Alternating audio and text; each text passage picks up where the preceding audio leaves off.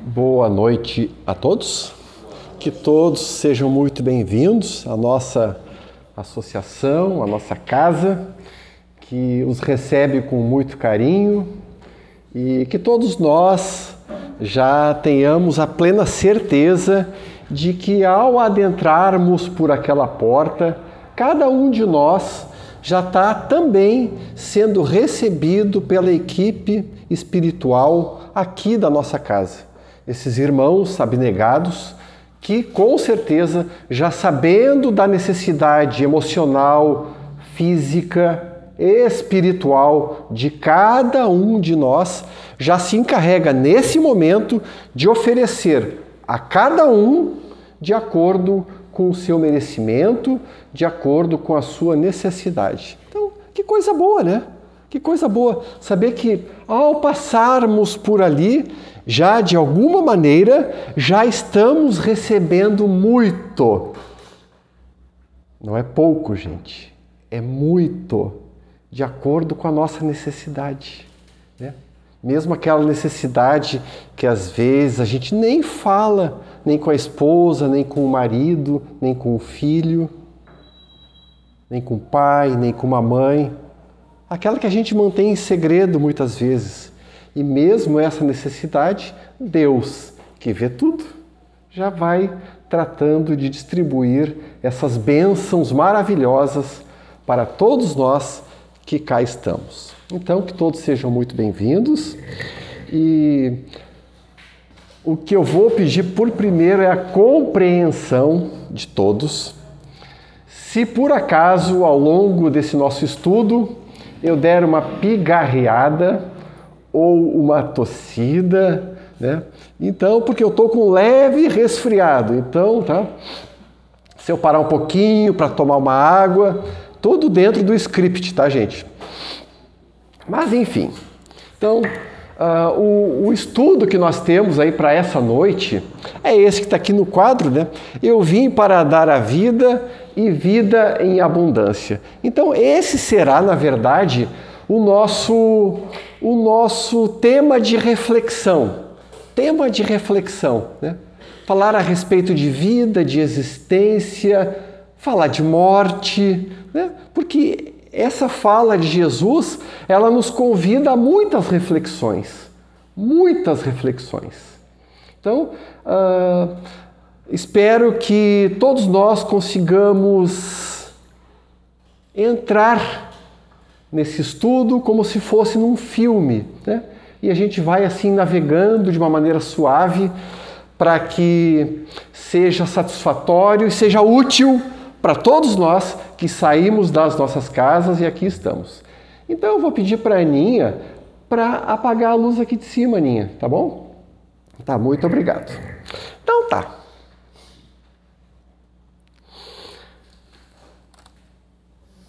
Emmanuel, Palavras de Vida Eterna, ele já traz aqui, lá no item 104, né? Existimos. Vamos ver o que... Claro que o texto é um pouco maior, eu só pensei algumas frases, as frases iniciais, para a nossa reflexão. Existimos. Vim para que tenhais vida e vida em abundância, é o nosso tema de hoje. E que Emmanuel nos traz? Existimos. Existem todas as criaturas saídas do hálito criador. A pedra existe, a planta existe, o animal existe. A cadeira existe, a mesa, o microfone, a toquinha, tudo existe. Tudo existe. Mas Emmanuel vai além. Será que basta existir? Porque nós existimos, não é? Ele fala assim para nós: existem almas nos passos diversos da evolução. Em sentido espiritual, no entanto, viver é algo diferente de existir. Viver, ó, vida. Viver é algo diferente de existir. E aí, ali até marquei para nós essa frase belíssima, belíssima, que eu vou repetir algumas vezes. A vida é a experiência digna da imortalidade. Olha o conceito de vida. Olha que conceito. A vida é a experiência digna da imortalidade. Então, como aqui fala em digna, experiência digna, vamos lá. Vamos para dignidade. Palavra certamente, conceito certamente conhecido de todos nós que aqui estamos. E tá ali, ó, né? O Google nos ajuda. A dignidade é uma qualidade relacionada ao merecimento de honra e de respeito. Nenhuma novidade, né? Nenhuma novidade. Honra e respeito. Trata-se da particularidade de quem apresenta brio, decência e grandeza moral. Brio, decência e grandeza moral. Dignidade. Dignidade. Então, para exemplificar a palavra dignidade, eu trouxe uma fala de um sujeito que eu gosto muito dele.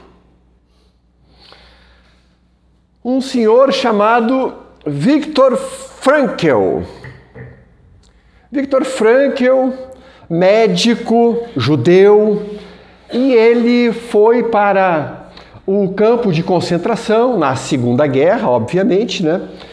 Ele, seu pai, sua mãe, sua esposa foram para o campo de concentração.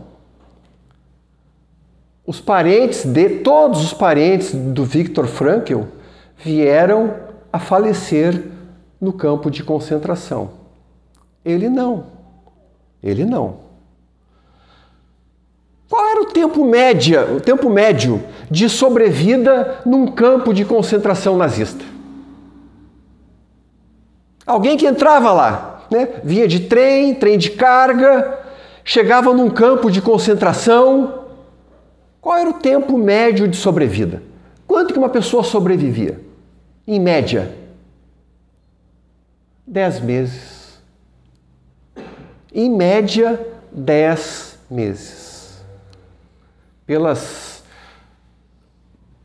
situação, pelo contexto absolutamente cruel, insalubre, né? Trabalhar na neve, vestindo, né, um jalequinho, um tamanco de madeira e com uma pá ou com uma picareta, com enxada, trabalhando para abrir estradas, cavar túneis na neve. 10 graus, 12 graus, 15 graus abaixo de zero, mas pelo menos tinha uma porção, uma ração diária. Tinha uma ração diária. Qual que era a ração diária? Ao meio-dia? Uma sopa. Uma sopa. O que a gente pode dizer, na verdade, que era uma água quente com ervilha.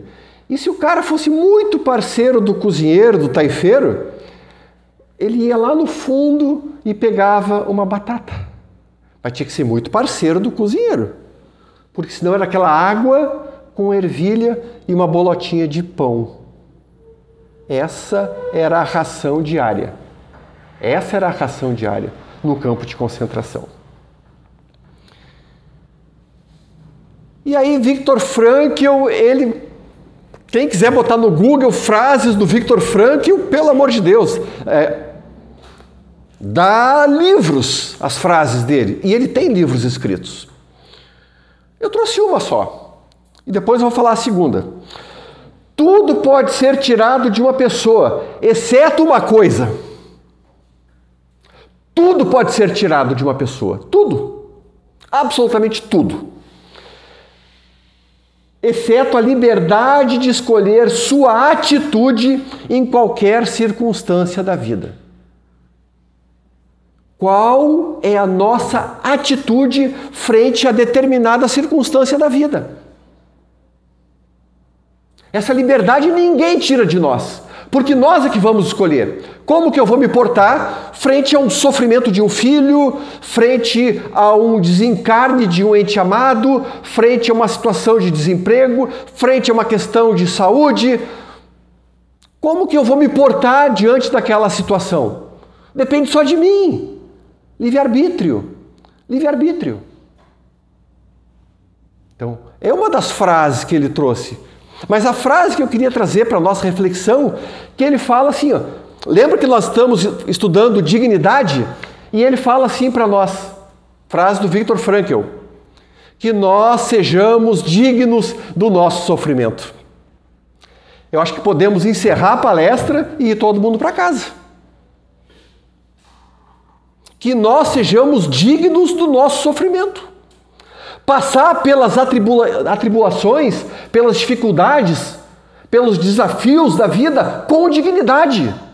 Com dignidade. Com brio. Com respeito. Que nós sejamos dignos dos nossos sofrimentos. Ele, como médico judeu, ficou 3 anos e meio. Se a sobrevida era 10 meses, ele ficou 3 anos e meio. Na verdade, ele saiu do campo de concentração quando a guerra acabou. Abriram os portões e ele foi embora. 3 anos e meio. Ele tratava os seus companheiros judeus do barracão e tratava também os seus carrascos, os médicos nazistas, com o mesmo amor. Com o mesmo amor. Sabendo que aquele carrasco, talvez amanhã, depois de amanhã, semana que vem, fosse seu cara que ia conduzir a esposa dele para o forno. E ele tratava, cuidava, curava, inclusive, seus carrascos. Qual é a definição de vida? Experiência digna da imortalidade. Olha aí. Passou por um campo de concentração e ali teve uma experiência digna. Digna. Tanto que, ao sair do campo de concentração, ele pegou e desenvolveu uma teoria. Ele que era médico, psiquiatra, desenvolveu uma teoria. A logoterapia. Logo quer dizer sentido. Terapia do sentido. E é o que ele quer, né? Passando pelo campo de concentração, ele formulou essa teoria. Que tudo na vida tem sentido. Tudo tem sentido. Inclusive os nossos sofrimentos. Sofrimentos não fazem parte da vida? Então, se a vida tem sentido, os sofrimentos também têm sentido. Logoterapia. Desenvolveu isso dentro, né? As ideias iniciais formularam num campo de concentração, foram formuladas. E depois ele desenvolveu. Depois desenvolveu ao longo da sua vida. Experiência digna da imortalidade. Então, até num campo de concentração, a sua experiência pode ser digna. E hoje de manhã, eu falei com a Cláudia que coordena aqui as palestras, faz a escala, a escalante nossa, né? Cláudia, eu tô meio gripado. Tô meio resfriado. Falei, poxa vida. Viktor Frankl aguentou 3 anos e meio num campo de concentração, tomando aquela água com ervilha e uma bolota de pão. E eu, porque estou resfriado, Cláudia, talvez eu não consiga fazer a atividade da noite. Fiquei até com vergonha depois. Fiquei até com vergonha. Que nós sejamos dignos dos nossos sofrimentos. Então, seguindo adiante. Cabe para nós, então, né? Eu vim para dar a vida, e vida em abundância, né? o que é a vida, o que é a morte. É lícito, é legítimo a gente fazer essa indagação. O que é vida e o que é morte? Quem nos responde é um cobrador de ônibus, um trocador. Tá fácil de ler? Cobrador, como eu faço para ir para o cemitério Jardim da Saudade? E a resposta dele, magistral, né? Morre. Quer ir para o cemitério Jardim da Saudade? Morre. Né? Mas é dessa morte que nós estamos falando? É dessa morte?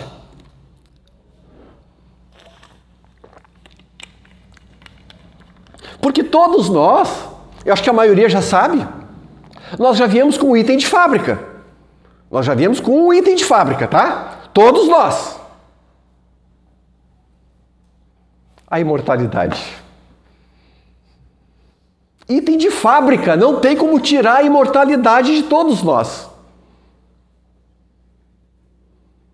Ah, mas o meu filho vai sair na balada de noite e pode morrer.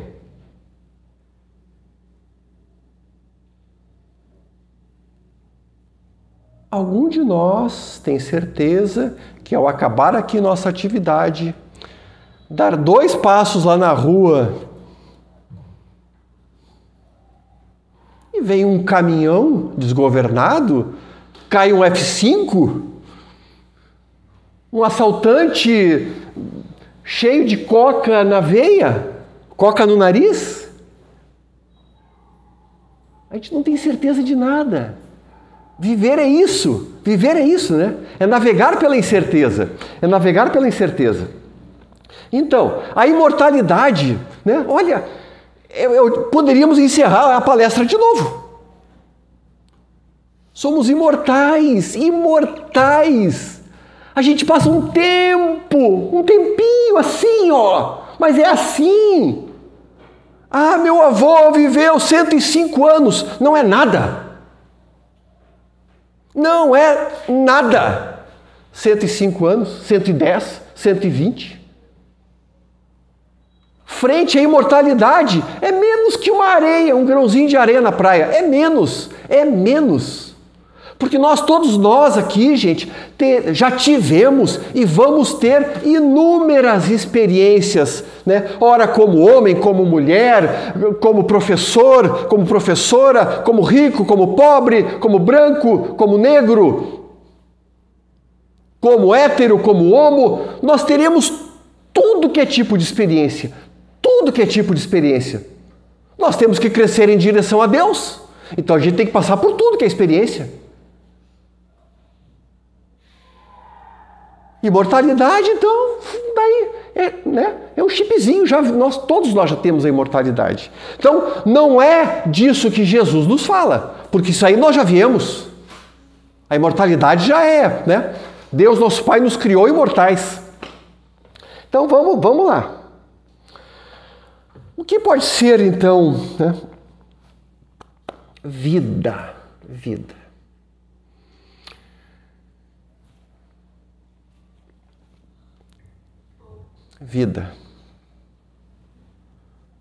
Vida é movimento. Pulsação, dinamismo. Isso é vida. Movimentar-se. Não estar parado.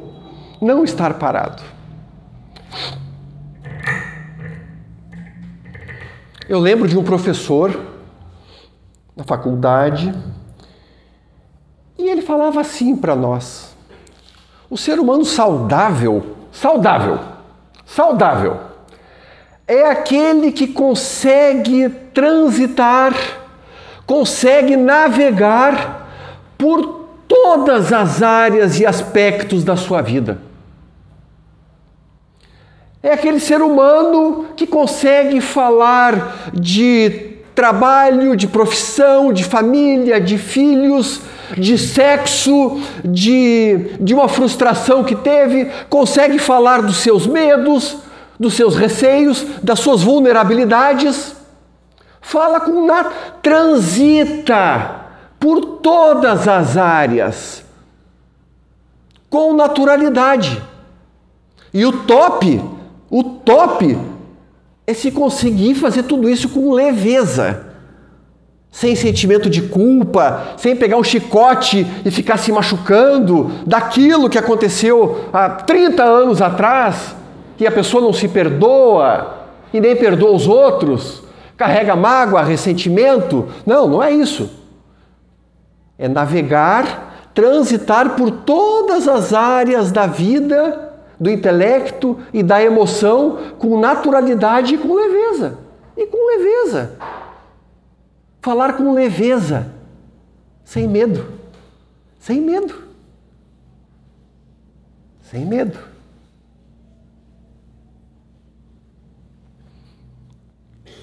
Interessante esse conceito de vida. E morte?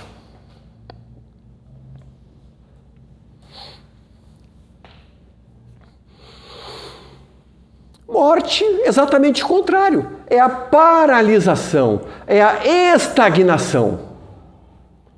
É a estagnação. Vamos falar de uma morte que acontece dentro da família?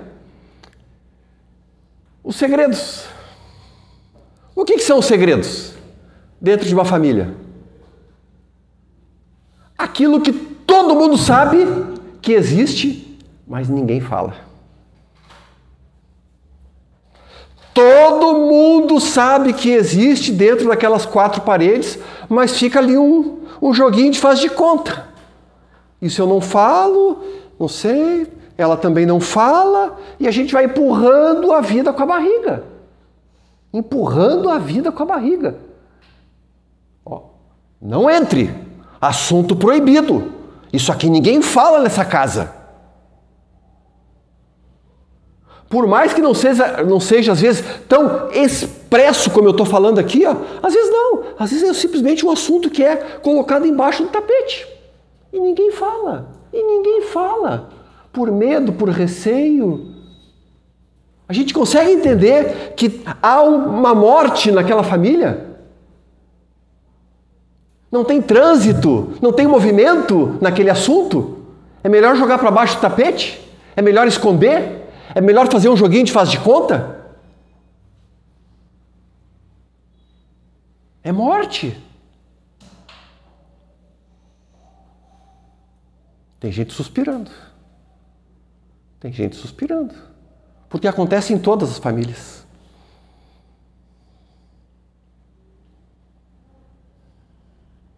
E o convite de Jesus é para quê? Para que tenha vida em abundância. Olha o convite para cada um de nós aqui. Olha o convite para cada um de nós. Então tá. Vamos lá.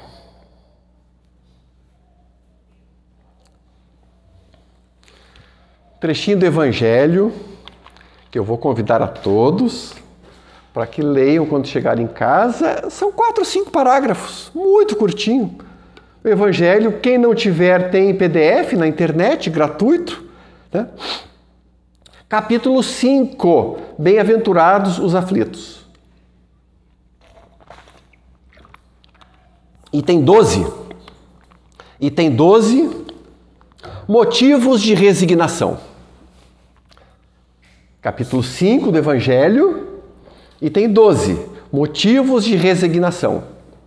4 ou 5 parágrafos, eu trouxe só um trechinho, só para a gente refletir. E ali então, nesse trecho, Kardec aborda as faltas que nós, espíritos imortais, a gente vem cometendo ao longo das encarnações. Faltas que a gente vem cometendo, repetindo ao longo das encarnações. É importante a gente saber disso, né? Que faltas que a gente tem cometido. Vamos ver o que Kardec nos fala? Entre essas faltas, devemos colocar em primeiro lugar, olha que a gente comete falta pra dedéu, não é? Todos nós. A gente erra, tropeça, cai, coloca os pés pelas mãos, xinga quando é para xingar, cala quando não é para calar. A gente se atrapalha direto. Ou sou só eu? A gente se atrapalha. Então a gente comete falta pra caramba. Mas qual é a falta que a gente está ali, ó? Top! A primeira falta. Entre essas faltas, devemos colocar em primeiro lugar a falta de submissão à vontade de Deus. Falta de submissão à vontade de Deus. Será? Nós aqui? Será que a gente não aceita a vontade de Deus? Não sei. Será? Está no Evangelho, mas será que tem a ver ou não tem a ver? Não sei. De maneira que, se reclamamos das aflições, das angústias, se não as aceitamos com resignação, como alguma coisa que merecemos, se acusamos a Deus de injusto, errou comigo.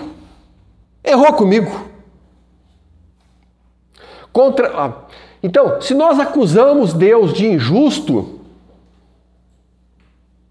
contraímos uma nova dívida. Contraímos mais uma dívida, que nos faz perder os benefícios do sofrimento. Eis porque precisamos recomeçar, exatamente como se um credor que nos atormenta, enquanto pagamos as contas, nós vamos pegando novas dívidas. Então, a gente não quita nunca, né? Não quita nunca. Então, nessa encarnação, quem está ao nosso lado? Na família. Então, essa pessoa que de repente tem algum tipo de atrito, de dificuldade de relacionamento, né? A esposa pensando, não, esse cara que dorme comigo aqui, esse sujeito que dorme comigo, ele já foi meu filho, ele já foi meu pai, agora ele é marido. Então, as encarnações vão acontecendo. E aí, então, chega nessa encarnação com esse sujeito que está roncando do lado, que toma banho e joga a toalha em cima da cama. Com essa umidade toda, joga a toalha molhada em cima da cama, a criatura.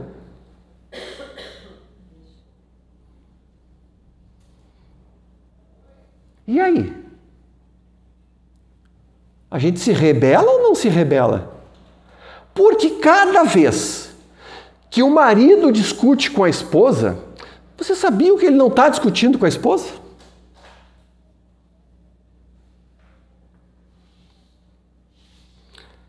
Ele está xingando Deus.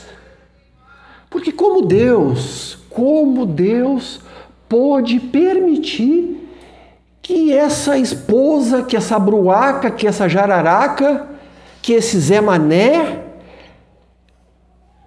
tenha sido o meu marido. Entende? Quando a gente está brigando, xingando, a gente não está xingando aquela criatura que está ali encarnada. A gente está xingando Deus. Como pode? Deus errou. Deus cochilou, botando esse filho desse jeito. Cochilou.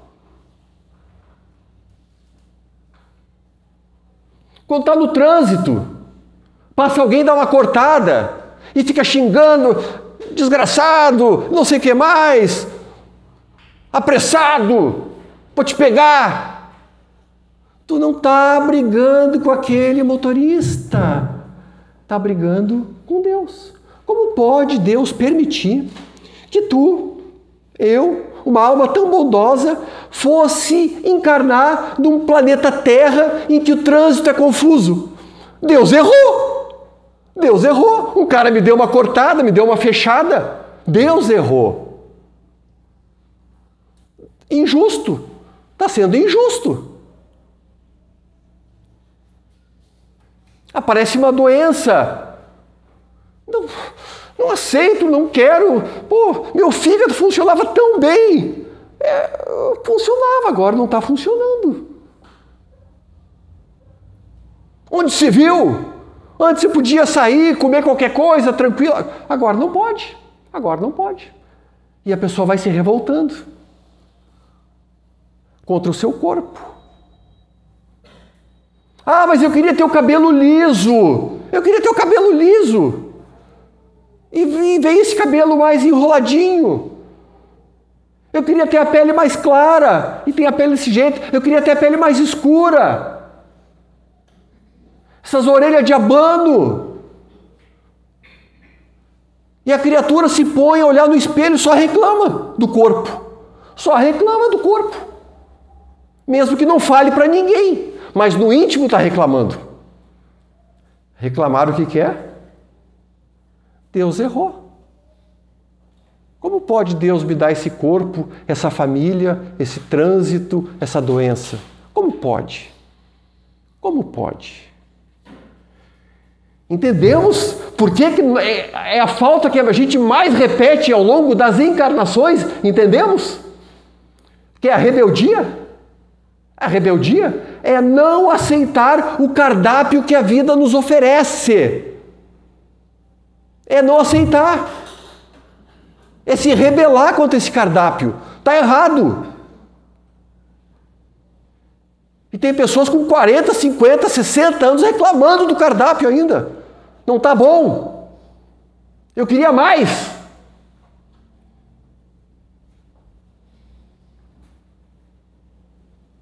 Está aqui, ó. Então, a gente só vai contraindo novas dívidas. É só isso. Só vai contraindo novas dívidas. Ah, mas eu aturo essa criatura que está do meu lado. Não é para aturar. É para amar.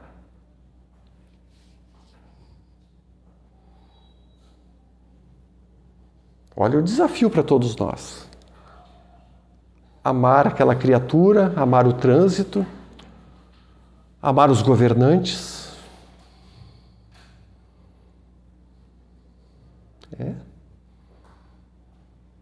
Amar o cardápio. Porque estar num planeta de provas e expiações é ter esse cardápio aqui servido. É isso. É isso. Se não é isso, está revoltado. Brigando com Deus, brigando com Deus. Vai ter que reencarnar quantas vezes? Quantas vezes? Vai ficar nessa quebra de braço contra Deus até quando? Até quando? Reclamando, reclamando. Então, por isso, é até os 40, né? Jesus de novo, né? Então, toda planta que meu pai não plantou será arrancada. Entende que essa é a proposta para nós? Né? Essa é a proposta de vida. O que é de morte vai arrancar. Essa experiência não vai ficar. Não perdoou, não foi humilde, não foi grato. Vai ter que repetir. Vai ter que repetir. Não é uma experiência digna da imortalidade. Vai ter que repetir. Simples assim. Toda planta que meu pai não plantou será arrancada. Será arrancada. Mas a planta do amor, da gratidão, do perdão, essa fica. Essa é que vale. Para todos nós. Para todos nós. Quanto tempo a gente vai levar para entender isso? Vai depender de cada um. Vai depender de cada um de nós.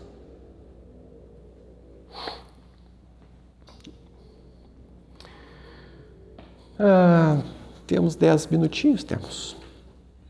Então eu trouxe aqui desse livro, né? Manuel Filomeno de Miranda, Trilhas da Libertação. Trilhas da Libertação. Então, é um diálogo que acontece no plano espiritual, tá? Vamos ver se a gente consegue se situar. Um diálogo que acontece no plano espiritual. Não é aqui no plano material, é no plano espiritual. Quem participa dessa reunião? O mentor, na última encarnação, foi o médico baiano Dr. José Carneiro de Campos. Esse é o mentor dessa reunião. O mentor. Tuktamish, Depois no final vai ter prova, tá? Porque tem alguns nomezinhos aqui, eu quero ver quem gravou os nomes. E eu vou desligar o PowerPoint. Vamos ver quem vai gravar. Tuktamish, antigo chefe siberiano, a mando do soberano das trevas, Timur-Lenk. Então, esse Tuktamish, vamos lá, para a gente entender, tem o 01 de uma determinada região de sombras do umbral, é o Timur-Lenk. Um cara aqui que na sua passagem pela Terra, lá na Mongólia, quase na Sibéria, nas guerras que ele foi levando adiante, ele matou algo em torno de 17 milhões de pessoas. 17 milhões de pessoas. Timur-Lenk. Também chamado de Tamerlão. Quem quiser botar no Google depois, olha a história do Tamerlão ou do Timur-Lenk. Então, esse era o 01 da região lá. Dessa região trevosa, obscura, né? E o 02 quem era? Tuktamish. Por quê? Porque numa guerra que houve entre os dois, lá naquela época, lá na Mongólia, o Timur-Lenk passou o rodo por cima do Tuktamish. Derrotou, humilhou o Tuktamish. E agora os dois, 1.300, 700 anos depois, estão no plano espiritual, os dois, ainda, né? Quem mais está na reunião? Outros mentores espirituais, os médiums que na noite anterior, no plano físico, participavam de uma reunião de desobsessão. Então, aqui no nosso plano, uma casa espírita, teve uma reunião de desobsessão para auxílio a esses irmãos desencarnados, e esses médiums, agora no momento do sono, despreendidos, separados do corpo, estão também na reunião. Para ver como a atividade dos médiums continua, né? Vem o sono físico, a atividade, né? E mais outros subordinados de Tuktamish, mais outros subordinados. Por quê? Porque para trazer esse sujeito para a reunião não foi fácil. Porque o cara, assim, peraí, eu sou o 02 lá, eu sou o vice, eu mando pra caramba, eu sou um cara mau. Eu sou um cara mau pra caramba. Como assim me trazer? Então, houve inúmeras tentativas, até que finalmente ele veio. Tá bem, eu vou lá para acabar com a reuniãozinha deles. Vou lá para acabar com a reunião deles. Então, eu sei que não se deve, eu tomaria um pau lá na escola, né? Se botasse frase, não põe frase no PowerPoint. Ainda bem que aqui não tem ninguém dando nota, né? Então tem frase. Então, para a gente entender assim, ó, eu botei esses pequenos textos para a gente entender. O mentor, ele fala sobre a trajetória do Tuktamish. Nosso irmão enfermo, ó, ele não chama de um guerreiro cruel, não. Ele chama nosso irmão enfermo. Começa por aí. Nosso irmão enfermo, adoecido. Padece de cruel hipnose aplicada pelo 01. Né? Então, na verdade, o Tuktamish tem muito medo. Ele tem muito medo, porque já foi derrotado uma vez e seria derrotado de novo. Ele tem muito medo do Timur-Lenk, tem muito medo. E com isso, então, com esse medo, ele foi submetido a terríveis processos de indução magnética para perder a vontade. Tuktamish perdeu a vontade. Ou, podemos dizer, morreu. Morreu. Sem vontade? O que é uma pessoa sem vontade se não está quase morta? Para determinadas coisas. Morreu. O Dr. Carneiro lembrou a humilhação que ele sofreu naquela guerra, e a humilhação foi tão pesada que ele ainda não superou aquela humilhação. Não superou. Ele ainda se sente humilhado, diminuído frente a esse Timur-Lenk. Você bloqueou a memória. para viver bem com ele e tal, não sei o quê. Então, na verdade, então, assim, ele estava sob hipnose. Não vou ler aqui, que o nosso tempo está meio acelerado, né? Ele vivia sob hipnose do Timur Lang. Vivia sob hipnose. E daí, então, quando chegou a reunião, ele falou assim, ó, e o benfeitor falou para ele, tu está sob domínio, tu é dominado pelo outro cara. E ele fala assim, não, ninguém me domina, ninguém me domina. Vocês querem ver como ninguém me domina? E aí, naquele momento, ele foi se transformando numa figura satânica, com todos os aspectos, né? Aquela pele avermelhada, o tridente, os chifres, até o cheiro de enxofre tinha no ar, de tanto que ele incorporou aquele personagem.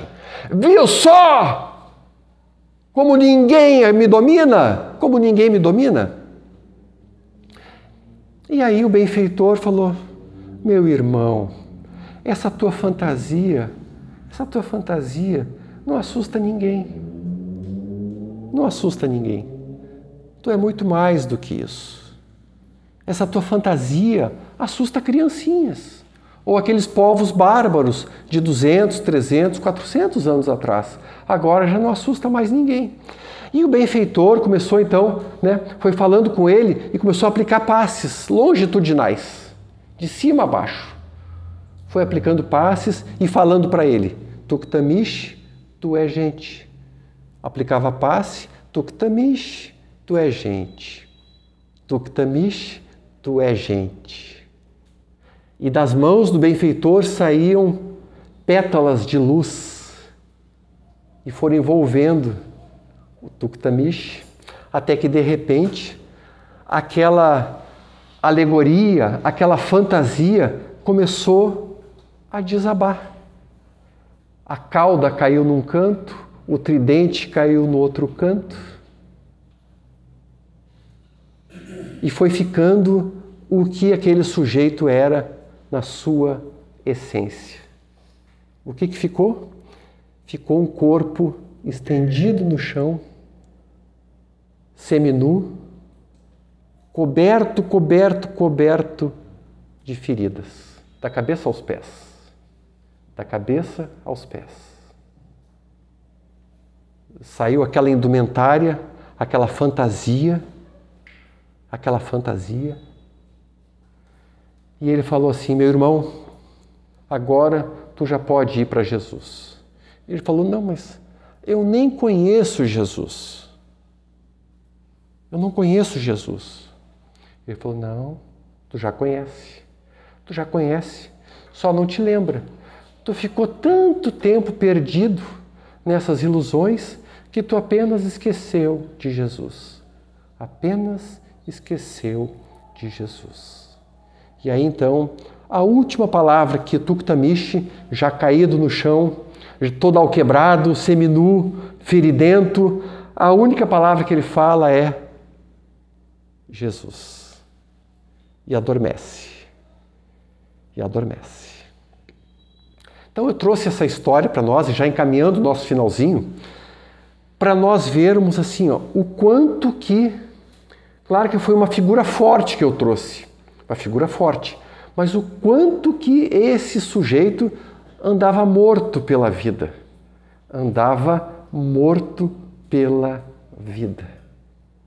E daí fica a pergunta para todos nós, uma pergunta, né, sem maiores pretensões. E nós?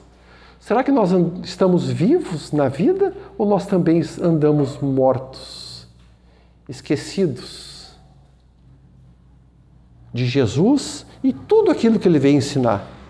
Tudo que ele veio ensinar. Porque, igual o Tuktamish falou, não, a gente lembra de Jesus, só a gente faz questão muitas de apagar. Eu não quero saber. Netflix é mais importante, o jogo de futebol é mais importante, né? E no cabeleireiro é mais importante. E vai deixando. E a gente se afasta de Jesus. Será que a gente vai precisar um dia estar todo alquebrado no chão, feridento? Ou será que a gente pode aproveitar o convite que está sendo feito agora para cada um de nós? Para cada um de nós. Para deixar essa vida tomar conta de nós. Porque a morte nós já conhecemos. A morte nós já conhecemos. O convite de Jesus é para que essa vida em abundância chegue até nós. Chegue até nós.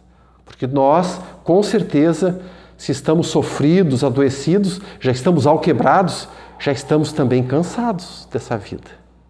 Já estamos também cansados. Mas como eu disse antes, a gente vai ficar nessa queda de braço até quando? Até quando? Até quando? E daí, para a nossa reflexão final, a frase de André Luiz: não há ponto final para o amor. Não há morte para o amor.